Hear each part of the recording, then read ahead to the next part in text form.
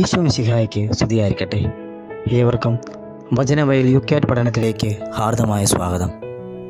കഴിഞ്ഞ എപ്പിസോഡിൽ ദൈവം നമ്മുടെ പ്രാർത്ഥന കേൾക്കുമെന്ന് നാം എന്തുകൊണ്ട് വിശ്വസിക്കണം എന്നതിനെക്കുറിച്ച് ചർച്ച ചെയ്തു.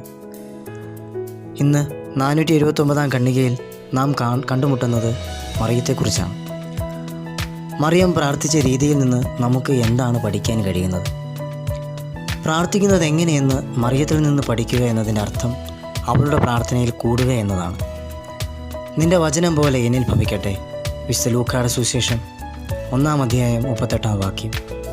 പ്രാർത്ഥന ആത്യന്തികമായി ദൈവത്തിൻ്റെ സ്നേഹത്തോടുള്ള പ്രത്യുത്തരമെന്ന നിലയിൽ ആത്മദാനം നടത്തലാണ്.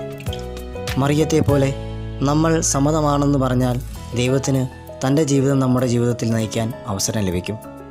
കത്തോലിക്ക സഭയുടെ മതബോധന ഗ്രന്ഥം 2617, 2618, 2622, 2674 ഖണ്ഡികയിലും ഇപ്രകാരം തന്നെ പ്രതിപാദിക്കുന്നുണ്ട്. അതോടൊപ്പം യുക്യാറ്റിൽ 84-85 ഖണ്ഡികയിലും ഇപ്രകാരം തന്നെ പറഞ്ഞു വയ്ക്കുന്നുണ്ട്.